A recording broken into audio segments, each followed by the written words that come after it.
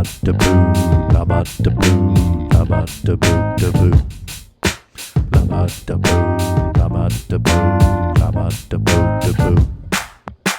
Lama to boot back for the last two parts of chapter 11. We've had a little holiday break. It's been 6 weeks or something since we recorded the last episode, and we're back now to do the last one. And there is an afterword, and we've talked about it a little bit. We'll look it over, but I feel like it's a little too detailed and historical to warrant an episode. So this is likely the last episode of this season of the To Boot. We got a couple things to talk about up top, and then we'll dive into these last two parts. One of the things I wanted to bring up is right at the beginning, and we'll come back to this again at the end, is like, there's so much in this book and such a journey. Like, so the question I think that we should all be thinking about is, what do we do with this information? You know, what do we do with what we've learned from this? What do we want to do with this? And that's something I think each of us should be thinking about and strategizing, because I think part of the step of contemplation in listening, contemplation, and meditation, part of that contemplation step is really integrating whatever we've learned or any realizations we've had and trying to enact them to make a better world and improve our practice and improve the lives of other people in our communities. And so I think it's worth devoting some time to that question of like, what do we do with all of this, and how can we use this for good and to help not just ourselves and our community, but also the Dharma to spread and benefit beings. So I think we'll have a lot of time to talk about that later when we get to the 10 theses of a secular Dharma community or practitioner. But I don't know, any thoughts off the top? Yeah, I guess I would just say that, like, going through this book has just sort of opened up my mind in relation to the Dharma, and I think specifically, like, the way that it's done that has been to remind me and help me to see all of the different ways that the Dharma sort of can be brought into everyday life, like even more, like basically like sort of seeing our lives as means to practice. It's just been kind of like confidence boosting in that sense. And it makes me think like there's so many avenues actually, like you're saying, to potentially make a difference. It doesn't have to look or sound all Buddhist. You know what I mean? Yeah. It's sort of like, I guess it has something to do with like real integration of the Dharma, because, reflecting maybe on the content or the broad points of this book, for me, I feel like allowed me to tap into the Dharma that has really settled in me. It's like, what's this really all about? And then, like, I feel like when you're in touch with that, or when we can be in touch with that, it just comes out in a natural way, basically. It doesn't have to be like the right vocabulary related to Buddhism or whatever, and you don't have to always be talking about all this stuff like in a formal sense, but it's just sort of, it comes through you in our own contexts, I suppose. And that's kind of exciting. Like, I feel like it's been personally like a really significant step, a good phase for me in my own development. Really, I didn't expect it to be that, Yeah, it snuck up on me like that too, and I'm glad you were open to doing it for a whole 4-month season here. But yeah, I think it is as well. But I know for me, because of the mechanics of making the podcast, like, I feel like now I really need to like go back and personalize it and put it into practice, because making one of these every week requires a lot of like just mechanics, just like reading, taking notes, preparing and editing and all of that. So I feel like I owe it to myself and the world to like go back and actually like just let this be, like let it simmer or sink in, as opposed to like, because I think each week I sort of, because I had to go to the next chapter, I like maybe kind of like left too much behind or more than I want to leave behind. So I definitely want to go back and pay some attention. But I also thought of the Lojong slogan, the one that says, change your attitude, but remain natural. Yeah. Yeah. Or I think I've also heard that as like, but act ordinary or be ordinary or something like that. And I hadn't thought about that one in a while, but I like that because that's really the idea. I think the more natural we can feel and be around people, the better representatives of the Dharma we are. And I know I get a little uncomfortable when I feel like there's like performative Dharma happening, or performative Buddhism, or even just like explicit expressions of like, I'm Buddhist sort of a message. Like, right. I think at best it feels extraneous to me, Yeah.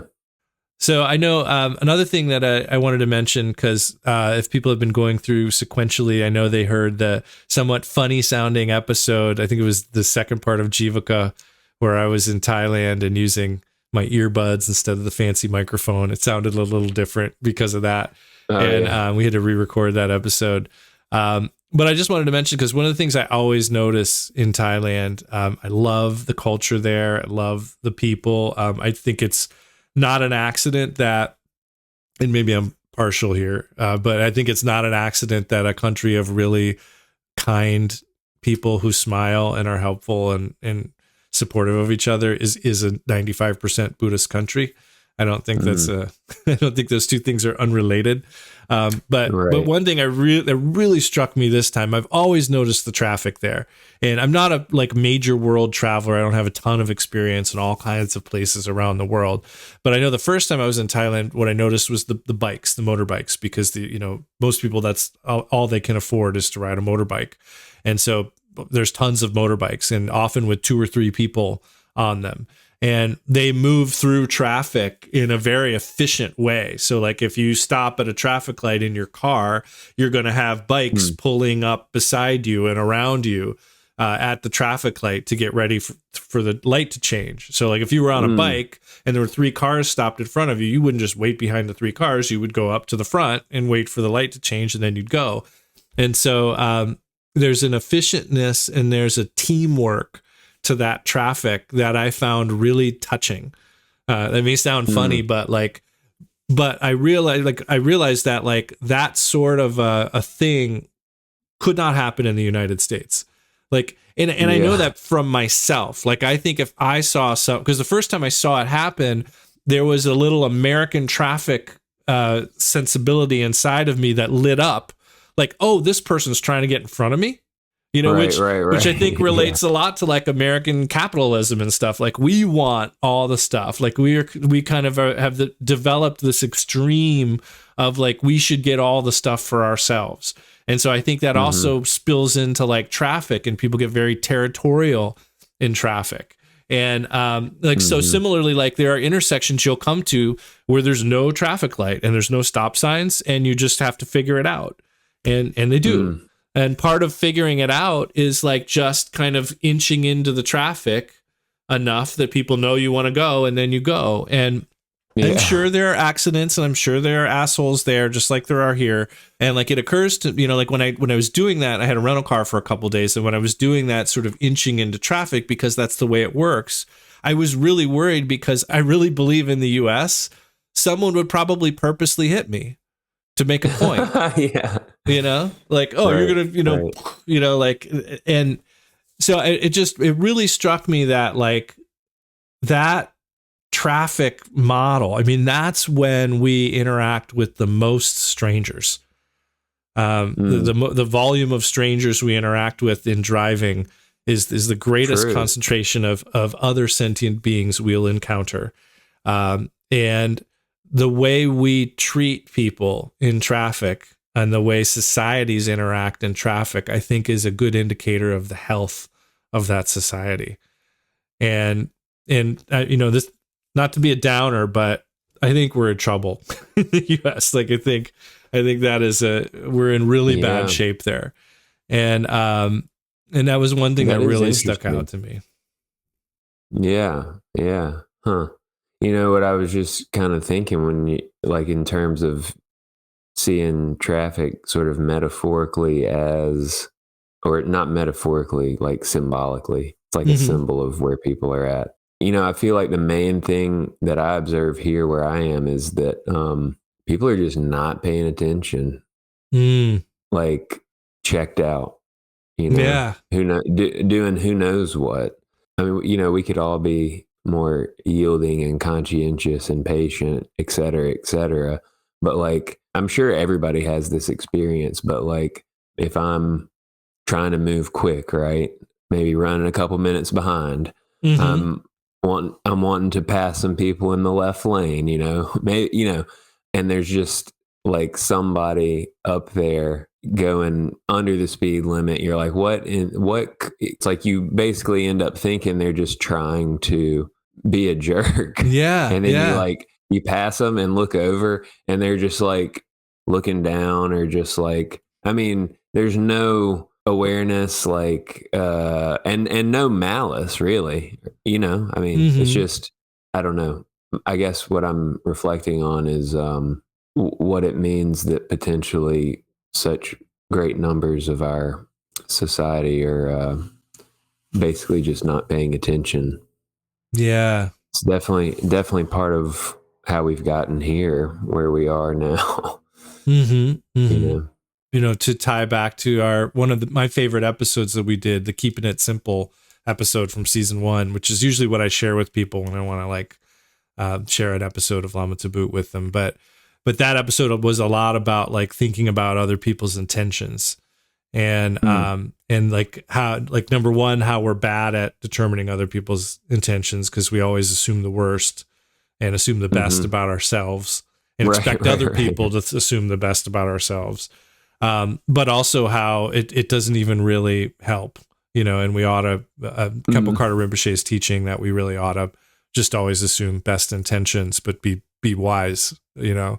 And, and so that sort of, like I know exactly what you mean. Like, I always kind of assume somebody's trying to piss me off, you know? Right. Or trying to be a jerk. And more often than not, they're just not paying attention, or maybe they're trying to be careful, or something's going on we don't know about. And right. It's a thought habit that I'm not proud of, you know, but I'll own up to it, you know, like it's something I'm working on. Yeah.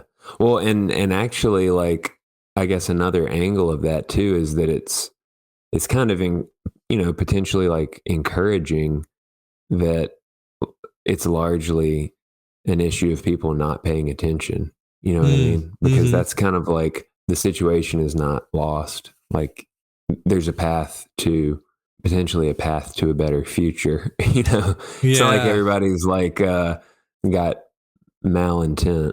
It's just, well, there are a few, like, there's the angry streak too. The hardest one for me to deal with is the like black smoke spewing vehicles. Sure. You know, which is a mod. Like, I mean, I can understand, I've had cheap cars my whole life. I can understand, you know, if there's something wrong with your car, but I know that's like a mod that people put on to spew soot and junk all over everybody behind them. And I feel like that's maybe the worst thing. Yeah. Like the really, really loud pipes. Yeah. As well. What they call it? There's a name for it. Coal rolling, I think, is the name. When you pull away, it just makes that big cloud of black smoke, and then everybody behind you has to breathe it. Yeah. But to bring it back to the happy side of things, like, it's encouraging for me. It's encouraging for me to see what a friendly culture is like, you know, and quite frankly, to think about, like, you know, there are other options besides the United States. And, you know, I may avail myself of one of those at some point. Yeah. You know, but there's also the argument you should stay and try to help, you know, the place where it needs the help. Right. And I feel like that that also brings it back around to the beneficial promise of this book. Like, okay, I'd like to stay here and help. I think the content in this book can be a great aid in finding a way to help. Mm-hmm. It's actually like practical, and I know that like my own reflection and thinking around this material and around this little portion of my life where we've been reading and talking about this book will be significant in the way that I settle into my little place in the world, I think. And I'm speaking generally, but I might as well just like be specific, and just go ahead and say like one thing that I've actually been thinking about in the last couple of weeks is, the possibility of going back to school and getting a counseling degree and kind of like doing the work that my mom has done. And like, a friend of mine talked to me about that and sort of was suggesting it to me at this Christmas party. And I was kind of like, wow, I don't know how, but I've never really thought about that, like as a way to sort of be of benefit to people. But once he talked to me about that, and once I started thinking about that, it sort of started to seem like the perfect thing, to sort of bring a lot of stuff together. Yeah. I think I was open to seeing that potential because of how this book had sort of opened me up. You know what I mean? Whereas before I might have been like not seeing all the potential that was in like a path like that. Yeah, So, that's interesting you say that. I could definitely see that for you. I think that would be awesome. And I think about the same thing. Like I've definitely thought about the same thing, because it's like, and part of it, I mean, I think part of it too is like recognizing that we got a terminal degree in our field. Right. But no one appreciates that. I mean, I shouldn't say no one appreciates that. Sure. No one recognizes it like they would other terminal degrees. And I mean, we did more hours and hands-on applied stuff than probably doctors do. Maybe exactly the same as a medical doctor. I should calculate that sometime. But 14-hour days, like, I mean, we're definitely more than a master's degree. And so, I mean, part of the reason I think about it is it's like, well, how can I use what I've learned in a way that actually fits in with accreditation or something, in this country. Yeah. And so that's definitely occurred to me too. I could totally see that for you. That would be awesome. It is true though. Like, how can we find avenues that our culture accepts to sort of, be of benefit or express, some kind of benefit. One last point. Earlier we were talking a little bit about social media, and I was bringing up the idea that like part of the reason why I'm just instinctually slightly uncomfortable with how much I enjoy Instagram is because it is in a way sort of a reactivity machine. Like it's whether you're the content creator or the content consumer, it's kind of just like encouraging a lot of very quick reactions. And so what occurred to me is like, I wonder, and I'll just plant the seed here for each of us to think about is, is there a way to productively use social media as a practice of the fourfold task? You know what I mean? Like, it probably will not be as fun as just sitting down and scrolling. But I mean, like, is there a way when we get to a new video or whatever that we can explore potentially like comprehending whatever suffering arises because of that? Whether it's the suffering of aversion or attachment, can we let go of the need to react in one way or another? Can we observe that imminent nirvana? And can we, when we do act, can we act in accord with the Eightfold Path? Like, this is just a very embryonic idea, but I'm kind of wondering, is there a way to take social media and turn it into a practice, Yeah. Yeah. Yeah. I would immediately say yes, although I maybe wouldn't totally know what it would look like. But just generally, I feel like anything that prompts reactivity could then be sort of harnessed as an opportunity for practice, even if it's just as simple as using it as a reminder to sort of like let go before you proceed. Yeah. Right on. Well, so we go to part 7. Sure. Yeah. As people who are reading along will know, this part is primarily about a Buddhist mendicant, one of the first Westerners we know of, who was born in Ireland by the name of Lawrence Carroll or O'Rourke. He was born around 1856 and was ordained as U Dhammaloka in 1900 in Rangoon. There's also a mention of a Greek who became a Buddhist mendicant within 200 years of the Buddha's death, Dharmarakshita. I know that name. I don't know if that's the famous Dharmarakshita or not, but that was interesting. And I think, so basically just to sum up the U Dhammaloka thing, like he is the first Westerner we're aware of becoming a Buddhist mendicant. Details about his life are spotty and have only recently become known, but it's an intriguing story nonetheless. And he actually passed through the U.S. east to west across the United States, went to Japan and ended up in Myanmar. And it seems he became a novice monk in the mid 1880s and took his full ordination in 1900. And there is evidence that he was like deeply involved in anti-colonial activism, and a lot of like really like what we might call socially engaged endeavors. He also preached from, Batchelor says, from Japan to Siam to Singapore to Ceylon to Cambodia. And Batchelor says in Dhammaloka we find a practitioner who was vitally engaged with the challenges of secularization. He says, Dharma practice takes place on the very ground on which you stand, as the life of U Dhammaloka shows.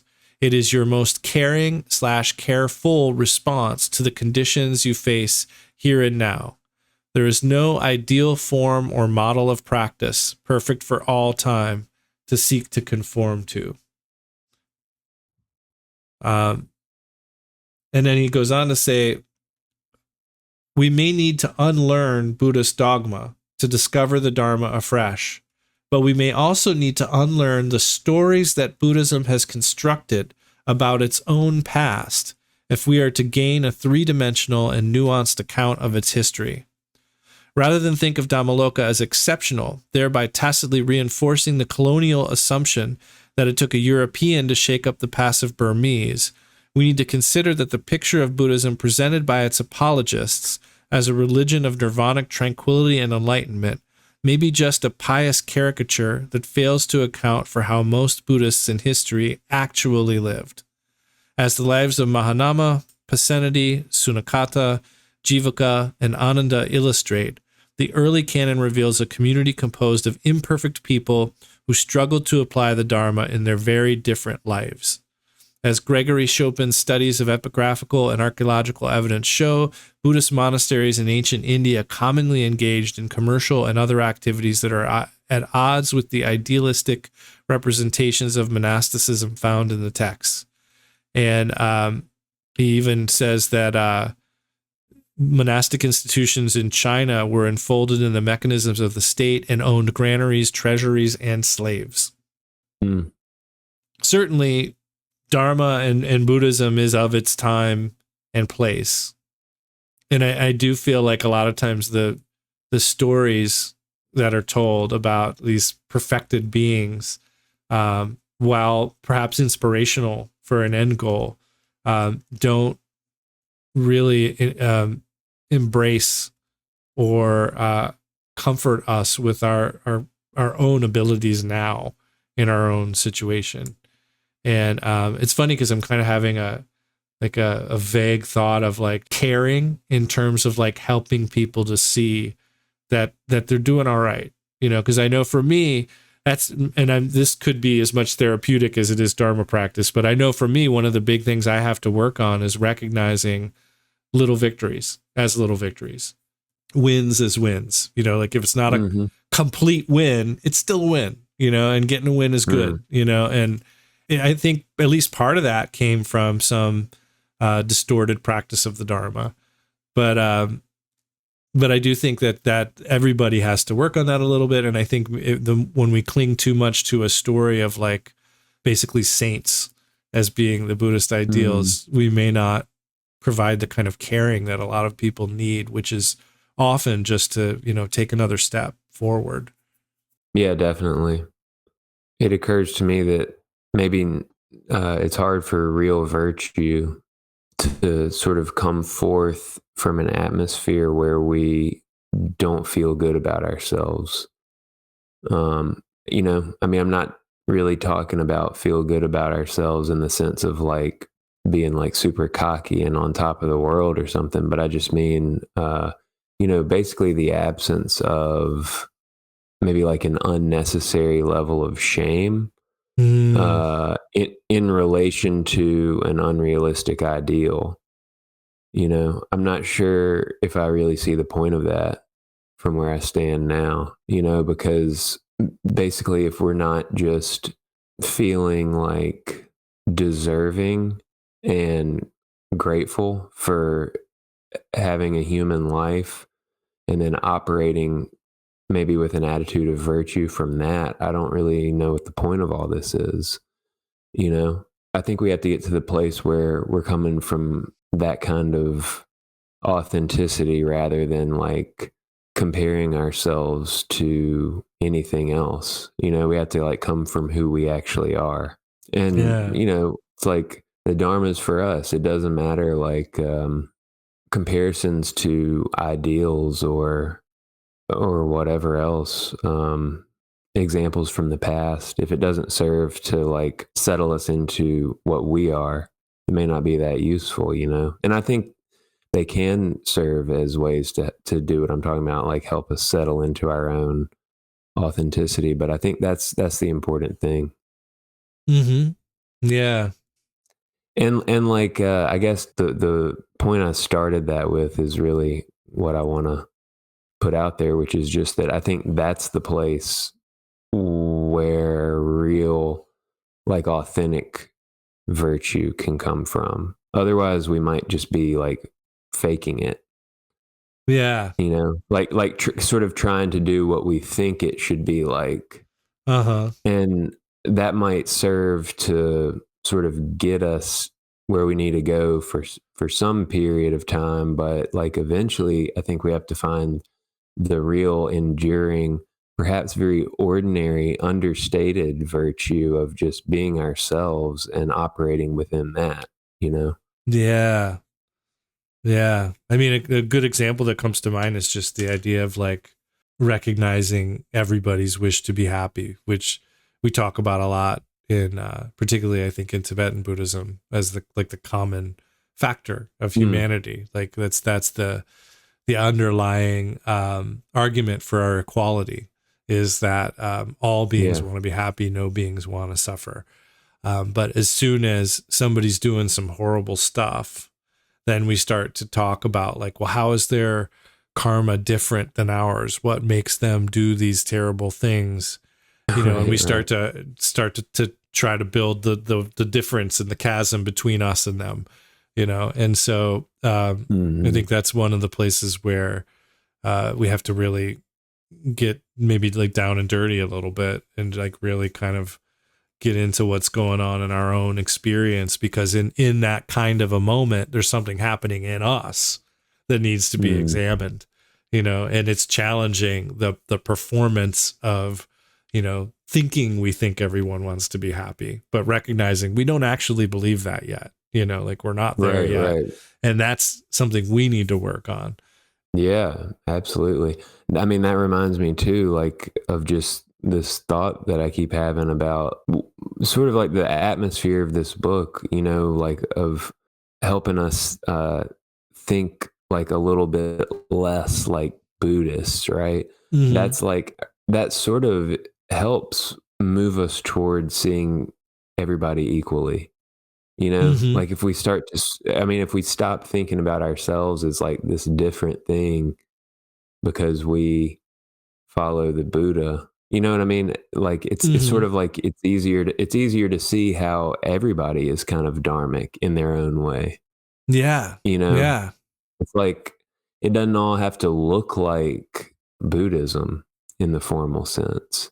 And I mean, Mhm. that's actually like very profound, I think, for like principles such as peer view, right? Like sacred Mm. outlook. It sort of like opens things up in a very real way where you start to recognize like, oh, like what everybody looks like and how they talk and just all of that stuff. It all does have its sort of sacred dharmic quality if I can see it that way.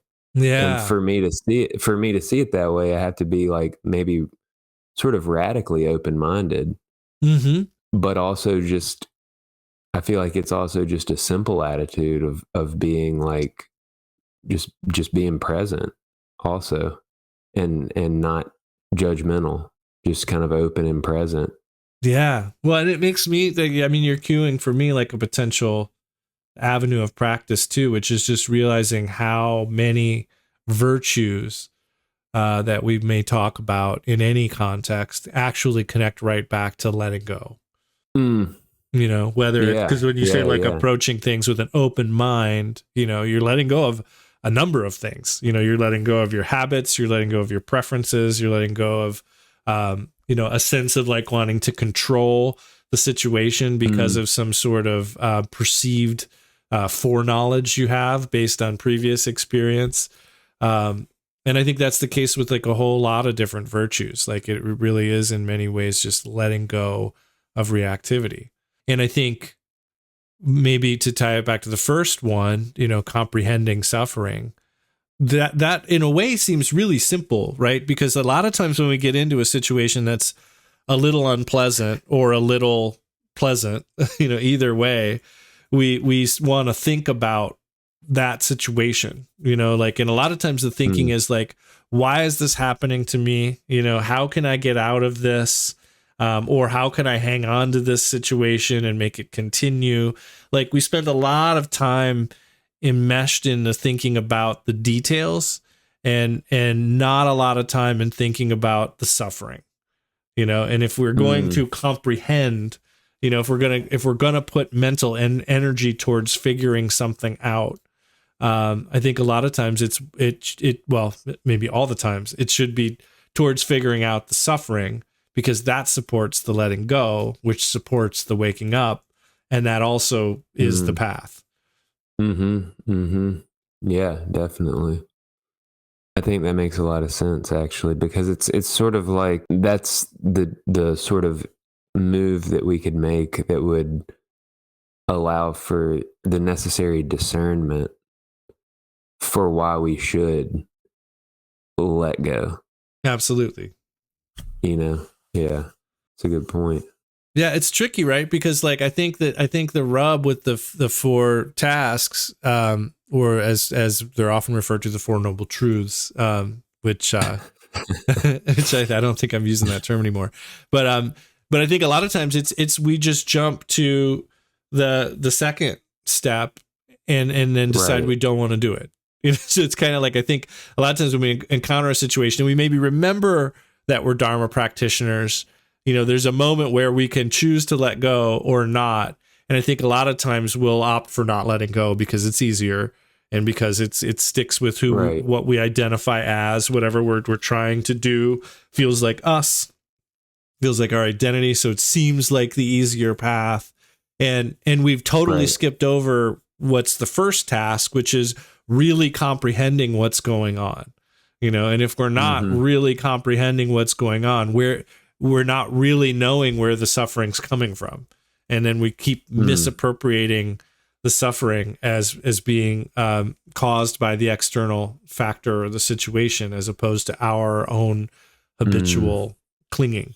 You know, and so that's why we need to Yeah. again and again come back to comprehending the suffering of the situation, and then maybe making the leap to, do I let go or not in this moment? Right. That is interesting. And I think that what comes to mind immediately is like the easiest thing to do is always just take a second.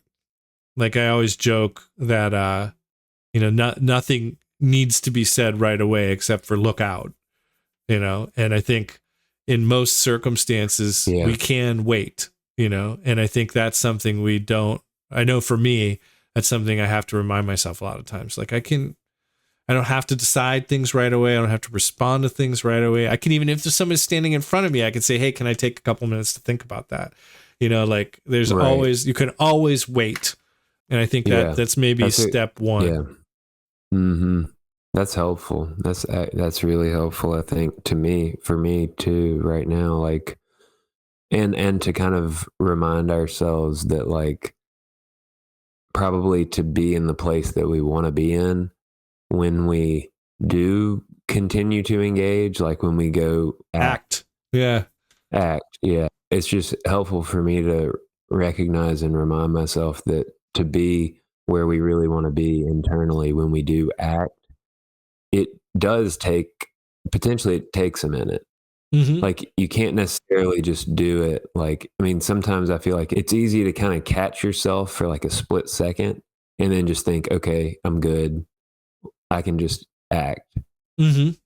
And you don't, it's like there is that moment of awareness where you do come to, and maybe you have a little more leverage than normal, but it's really not enough to like really act from like a spacious kind of perspective, I noticed that like there's a subtle telling yourself, so to speak, that you are present with your act. Mm-hmm. But I feel like, and maybe you are a little bit, but it's like it's not as good as it could be. Yeah. Or something. And to be thorough is probably important, like especially since, like you're saying, I mean, most of the time we can take that time. There's not the kind of urgency that we might think that's coming from our knee-jerk reaction. Mm-hmm. Yeah, and I think maybe another element of that is starting to become familiar with the life of a reaction. And what I mean is like becoming, because like I definitely have noticed how the way I feel initially about a thing changes even over a couple hours, but definitely over a couple days, and so like, first of all, like just being introduced to a new reality, I feel a certain way about it. But as I just sort of recognize again and again, like that's the situation, then a lot of other doors open and it's not quite as like constricting a path. Like I start to see, oh, there's other paths. And maybe this thing that I think is terrible is actually a good thing, so I think it's really good. One of the familiarizing elements, to use the word that actually is translated as meditation, go familiarize. One of the things to familiarize with is like what your, what's the life of a reaction like for each of us, and to recognize that it's going to change, from that first moment, once we're a little more familiar with it, when it becomes part of our experience, as opposed to like a surprise. How are we going to feel then, Right. Yeah. That's a good point. Yeah. Huh. Yeah. Good stuff. Yeah. Well, he goes on to talk a little bit here about Buddhist institutions. I kind of want to read this just because I feel like it's definitely relevant. He says, as Buddhism finds itself subject to the gaze of the intrusive media of modernity, held to account by its followers, and judged according to the standards of transparency, we have an unprecedented opportunity to observe what actually goes on in its name. Buddhist centers turn out to be just as prone to power struggles, sexual scandals, and misuse of funds as any other human institution. And Buddhist masters, in quotes, are routinely exposed as possessing restless libidos and feet of clay.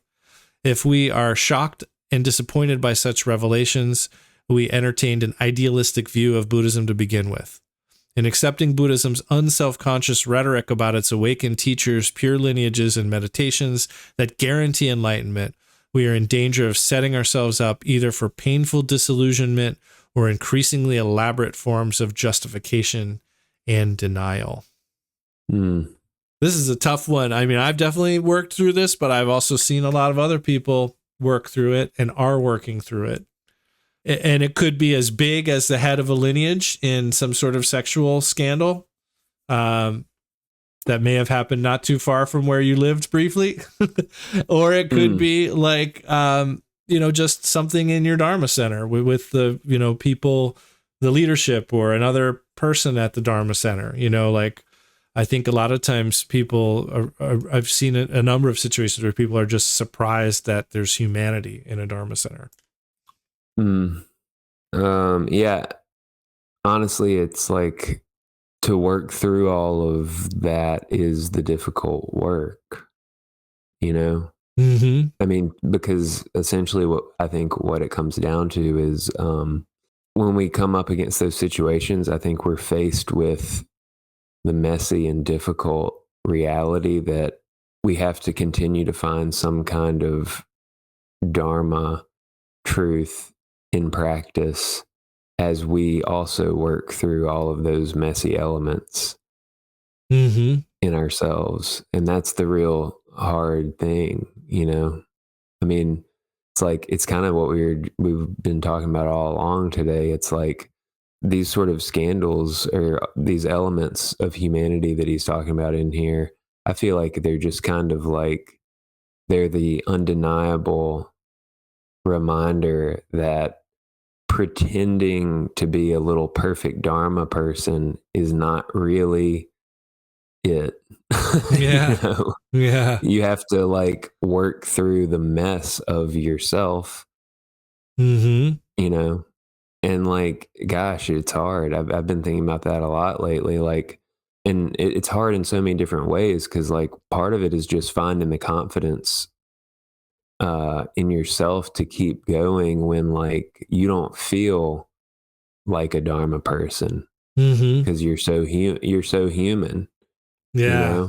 Like it's tough to find that view that sort of coheres everything, all these different perspectives, like my humanity and what is true in the Dharma, and how I keep coming back to something. It's just that's the real hard work, I feel like, and I guess that's what everybody's doing. Yeah.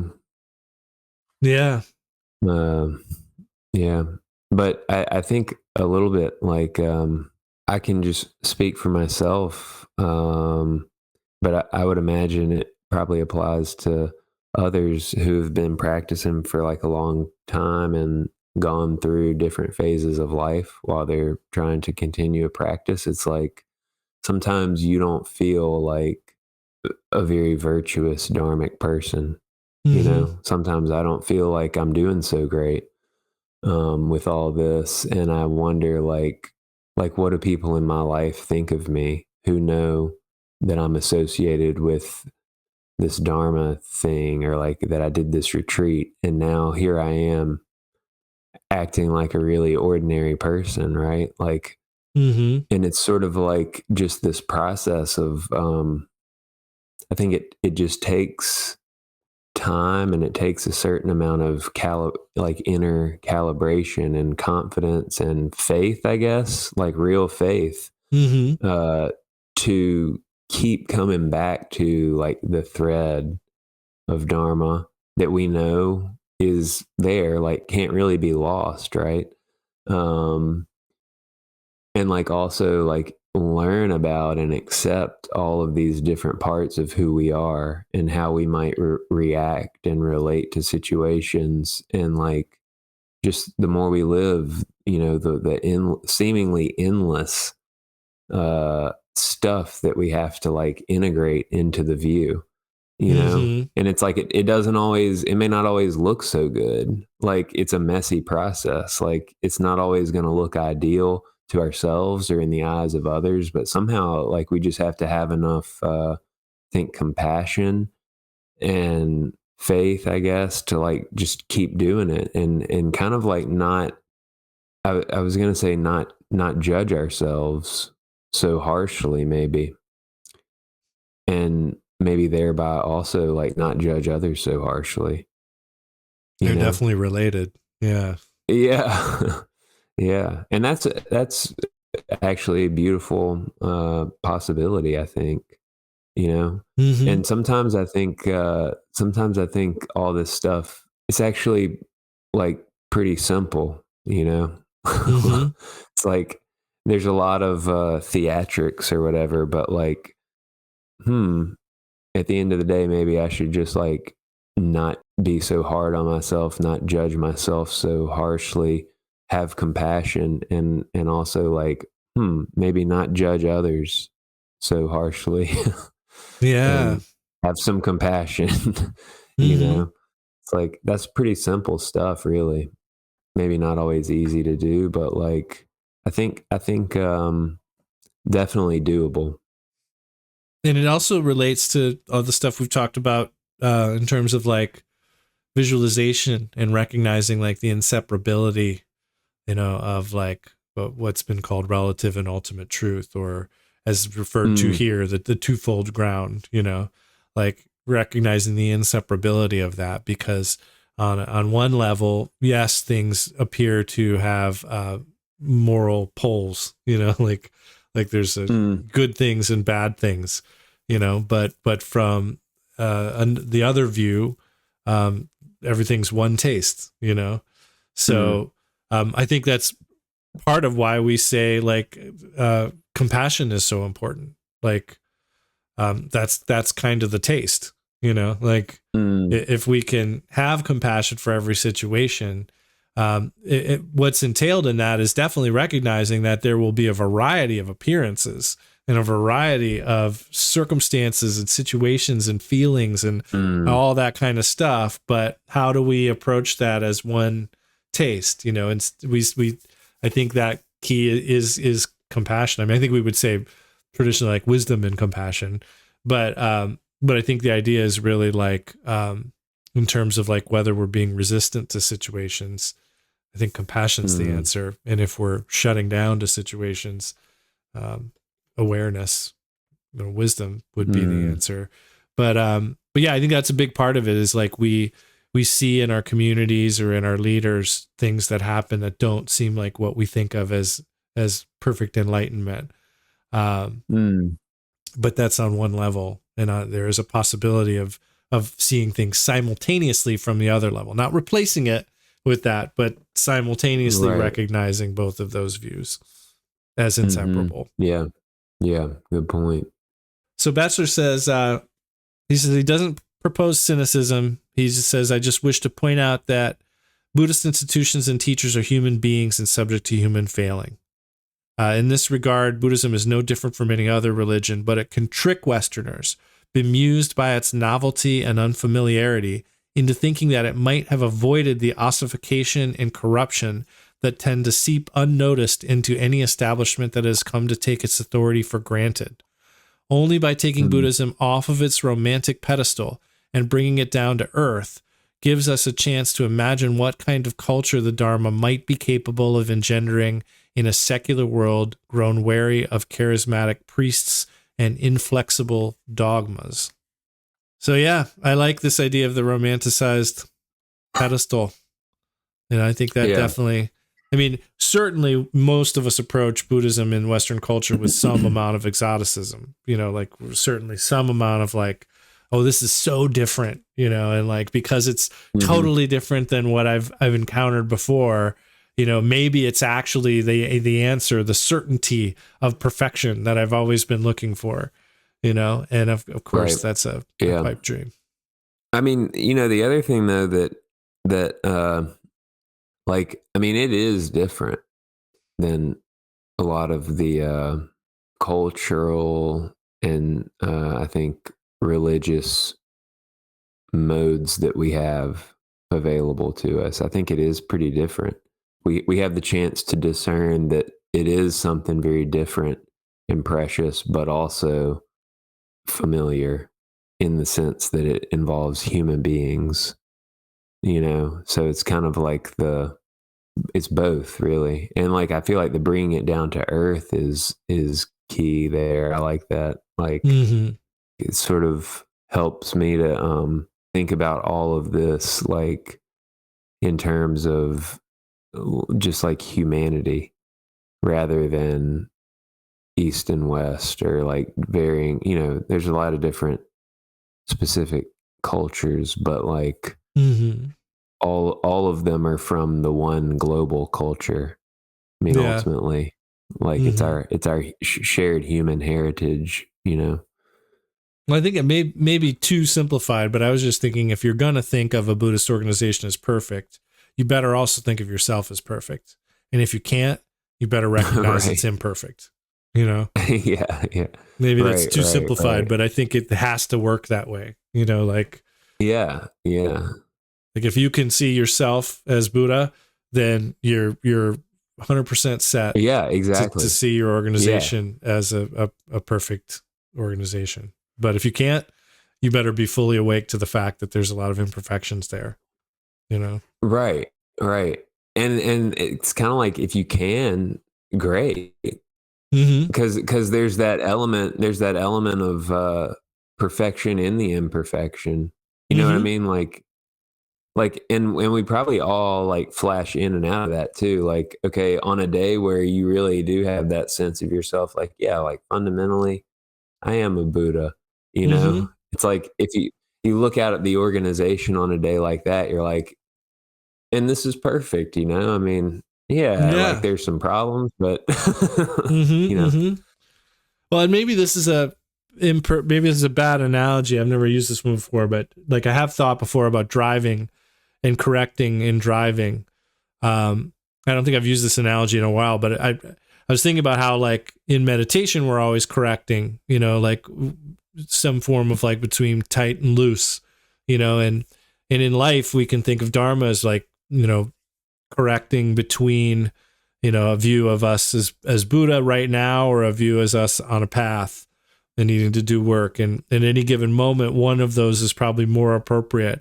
And when we're driving, we're really good at driving because we make tiny adjustments on the wheel, sometimes mm, imperceptible, and that's what hmm makes you a good driver. If you're in the car with somebody who is, making big corrections often, they're a right, bad driver and you're right. scared, But I think a lot of Yeah, times yeah. that's how we go through life, is in that latter analogy of the Mm, driver.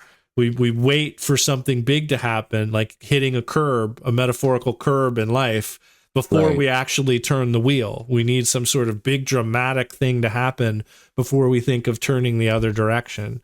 And so I think there's a bit of that element of constant adjustment. And similarly, like seeing the perfection and imperfection, like usually those corrections that you make, if to extend the driving analogy, they involve both a left and a right, you know? So similarly, like if you're in a community and there are imperfections, you can see the perfection in there, but you have to just be ready to kind of handle both sides of the spectrum, from hmm relative to ultimate, or from hmm to the ground, the twofold ground. But I think in any case, there's a multiplicity present, and that's part of why, like, we talk about part of, at least in terms of Gampopa and the jewel ornament, like the Buddha has knowledge of the sameness of things and the multiplicity of things, and Mm, that both of those aspects are vital. yeah, I like that. I like the driving analogy too. That's kind of helpful. I mean, is it's making me think, like, of all the benefit that there would be sort of in approaching life, like with the attitude. I mean, never say never. There may be times, but like basically, there's not any like big moves, big adjustments that I necessarily need to make. Like that kind of dramatic thinking that we Mm-hmm. sometimes like really, I think, like hold ourselves prisoner with, you Mm-hmm. know? I don't need to make any big moves. I just need to be sensitive enough to make little adjustments constantly. Yes. Yeah. right? Like it's like I feel like sometimes we sort of hold ourselves hostage with that dramatic thinking of like almost like the need to make big moves, but there's not a big move to make, so then you feel stuck. Uh-huh. It's like, Yeah. I mean, no, you don't need to make a big dramatic move. It's just like keep it on the road, you know? Mm-hmm. Yeah. And it may seem a little less exciting Right. because there's not Yeah. as much drama happening, Right. Yeah. But that just goes to show how we get attached to things that aren't necessarily healthy for us. Mm-hmm. I always joke that I'm going to at some point give a dharma of traffic talk, since driving and traffic has been a theme today. I think there's a lot there, I bet. Oh, yeah. I bet there's some material there. Yeah, you're right. I've got it on a list. It's on a list of potential projects for sure. Yeah. But I appreciate the encouragement. It's funny. Well, you want to jump to part 8? Oh, yeah. Our final part. So I'm going to read the first paragraph, which is really the only paragraph. He says, one recent consequence of modernity's encounter with the Dharma is that secular Buddhist spaces have sprung up in various parts of the world. Scattered individuals and groups are committed to a practice of the Dharma, but have no affiliation with the traditional school of Buddhism. These spiritual nomads tend to be informed more by writings and podcasts from across the Buddhist spectrum than by a teacher of any particular lineage. Their sense of belonging to a community may be more virtual than actual. When they meet together in person, the location is as likely to be the living room of a city apartment as a Buddhist center. Though wary of the inflexible beliefs, uncritical devotion, and patriarchal institutions of the Buddhist religion, they may nonetheless value the facilities of and benefit from the training offered by more traditional groups. Some are refugees from such organizations. They have been devoted. There's 2 halves here. Do you have 2 halves in yours? They have. Mm-hmm. Okay. They have devoted many years to a specific Buddhist lineage, only to leave because they can no longer in good faith accept its doctrines, endorse its polemics of exceptionalism, or submit to the authority of its leaders. Others continue happily to identify themselves as Christians, Jews, or non-believers while pursuing a heartfelt practice of the Dharma. And then he goes on to introduce his 10 theses of secular Dharma, which is a list that he's been formulating for a while. And I thought we could go through each of these as it's the culmination of the book and the end of the last chapter before the afterword. Well, I'll say just first off that, there's many sorts of people who can fall into what he just described. Your Sunday group in the room you're sitting in right now is potentially one of those examples. You know? I think it's neat. Like, part of the reason why we need a secular Dharma approach is because there are these people that these institutions just haven't worked for, and for sure, or didn't work for a while and then did, or did work and then didn't, or maybe they're just at a phase. In any case, we need some way for people to practice teachings that really help, and so I think that's this sort of a view of theses of secular Dharma is critical. Yeah. No, I would just say like that paragraph is great to me because it just sort of legitimizes, the approach that my gut tells me is right, at least for here and now. Things can change, but I appreciate kind of having some encouragement towards something that may not look the way I thought it would look, but actually feels right. Yeah. Yeah. So our first thesis here is: a secular Buddhist is one who is committed to the practice of the Dharma for the sake of this world alone. And I'll say I'm a little concerned about the limitation of that sentence.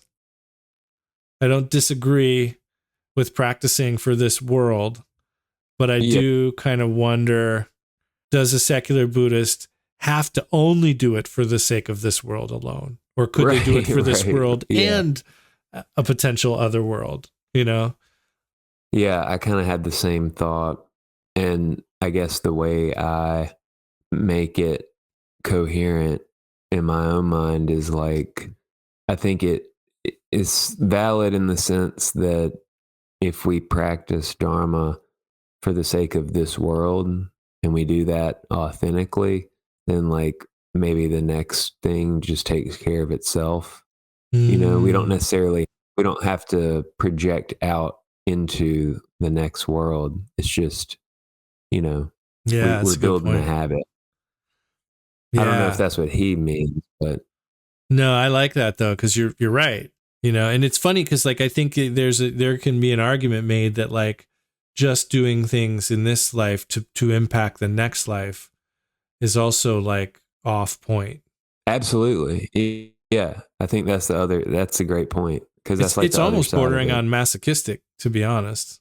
Mm-hmm. You know, Yeah. Yeah. like Yeah. screw this And life and this body. I'm going to help the next one. right. You know. Yeah. Yeah. For sure. It's not probably still not the right attitude, Mm-hmm. you know.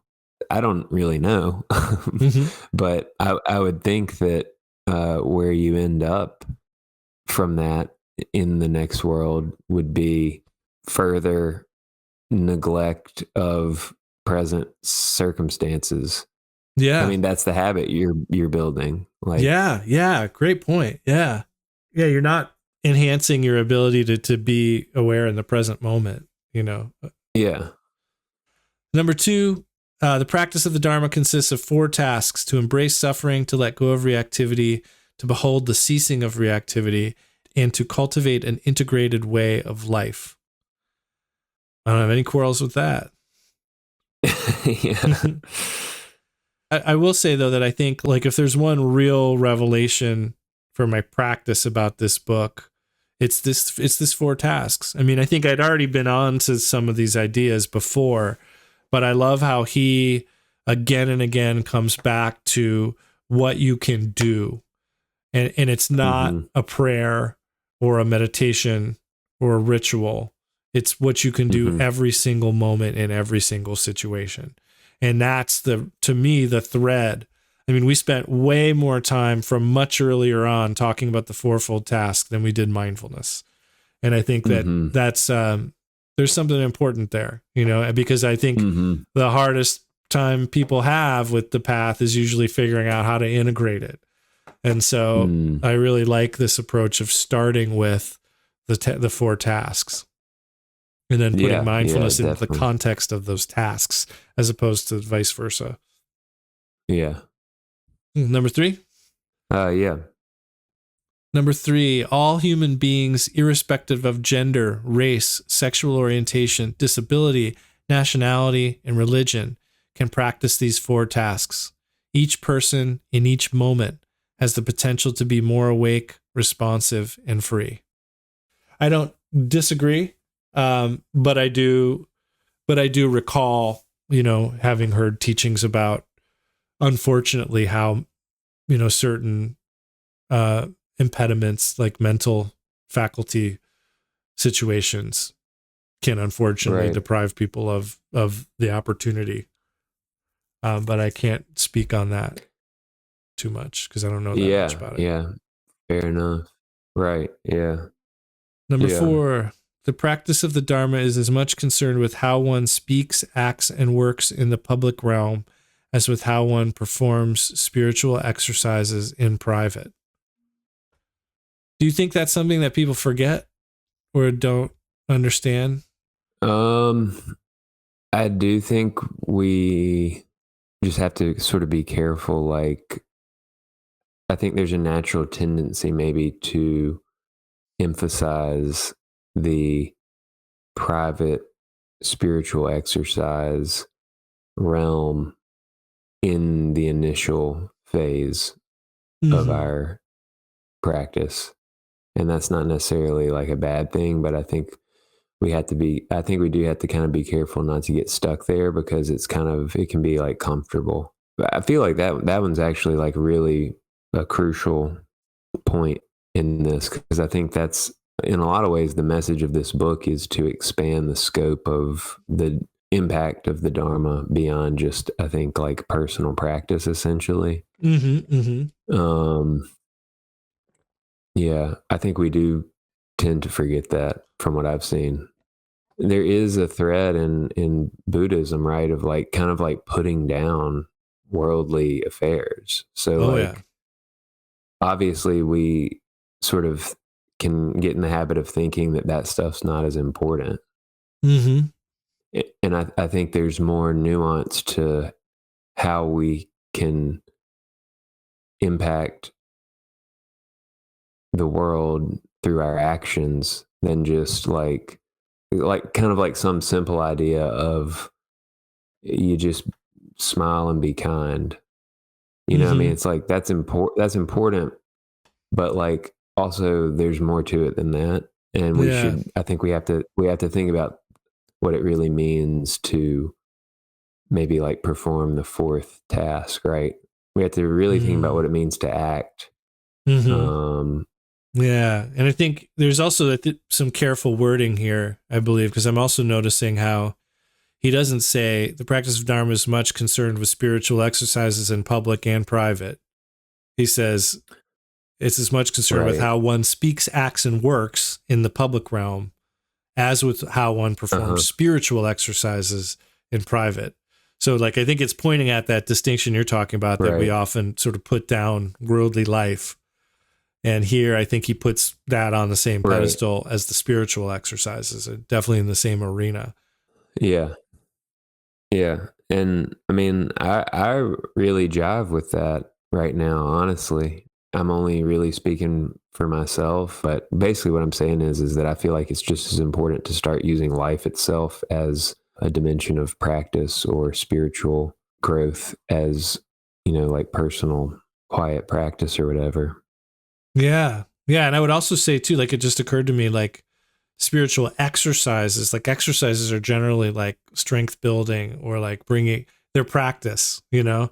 And I like Right, that. So I think exactly. there's Yeah. implicit in here the idea that your private spiritual exercises are preparation for the speaking, acting, and working, you know? Absolutely. It's more important actually. Mm-hmm. I think that's true. Like it's sort of like the vocabulary here is, I think, intentional and really important, and not to like go too far with, I mean, we each have to reflect on where we're at, right? But like exercise is, I mean, it's getting you fit, Mm-hmm. right?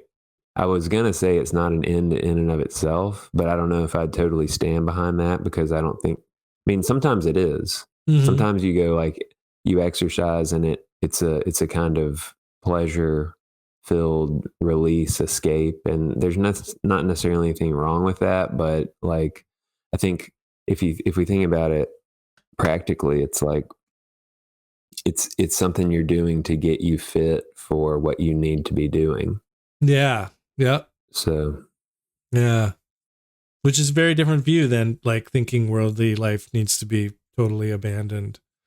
yeah. I mean, I'm sure you can make a case for that from one angle too, but I think you can also make the case that like that's really where the magic happens, you know. Yeah. Yeah, definitely. Yeah. All right, number 5, the Dharma serves the needs of people at specific times and places. Each form the Dharma assumes is a transient human creation, contingent upon the historical, cultural, social, and economic conditions that generated it. In one sense, that seems obvious, but I do think it needs to be stated. And I think a lot of times people confuse, this is a big part of, that's been a big theme of the book too, but I think a lot of times people confuse forms of the Dharma that have developed at certain times and places with the Dharma. Right. Yeah.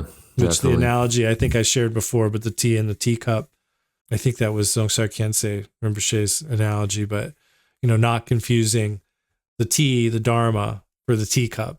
You know, the culture or the ritualistic package it's delivered in. Mm-hmm. Yeah, absolutely.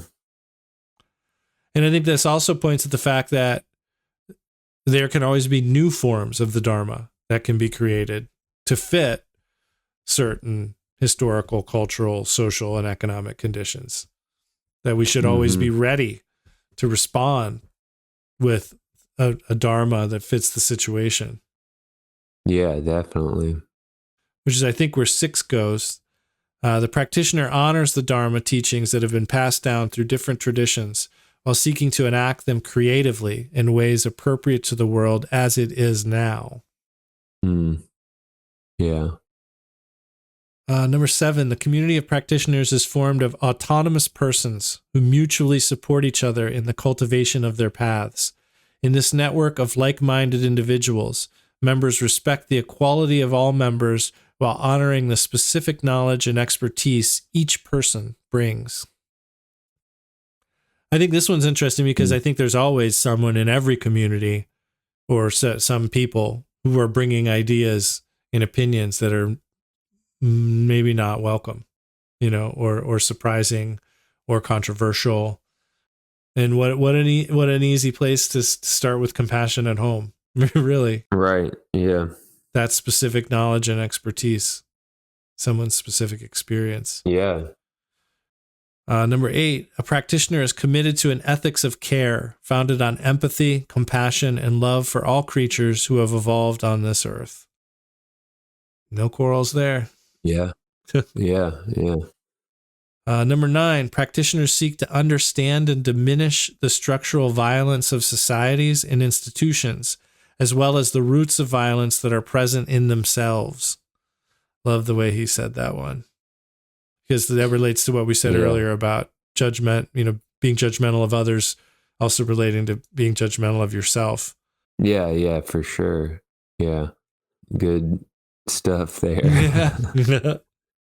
And finally, number 10, a practitioner of the Dharma aspires to nurture a culture of awakening that finds its inspiration in Buddhist and non-Buddhist, religious and secular sources alike. And I've just am recalling the earlier chapter where they talk about Buddha Vachana, the word of the Buddha, often not being spoken by the Buddha, but being spoken by people who are around him. And he has sense, like, yes, that's how it is, and so I think without the Buddha here to say, it is just so, Shariputra, we may have to be the ones to discern when we hear things, does this align with the Dharma or not, and I think there are countless, infinite sources of wisdom, that are not Buddhist and maybe secular, that perfectly align with the Dharma.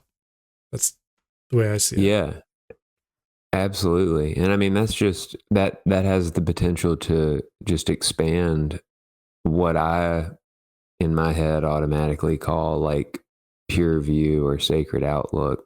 But we could find other words for it, right? But I mean, basically just the sense of everything around you is sacred, and I don't know, everything just is, Yeah. And here you are, and it's your world, and sort of all part of you, but not in like the egomaniac sense, but it's all you. Like in the emptiness sense, or in the interconnected sense, like no separation between self and world, and just really like that sort of simple acknowledgement of the varied sources of wisdom and inspiration, and just different cultures, different people, different sources of inspiration. I mean, it all just kind of feeds that, like, we're all just here. Yeah. We got to do our best. Yeah. Well, I don't have anything else. What about you? Yeah, I mean, I don't think so. I think this was a fun little chat. Yeah.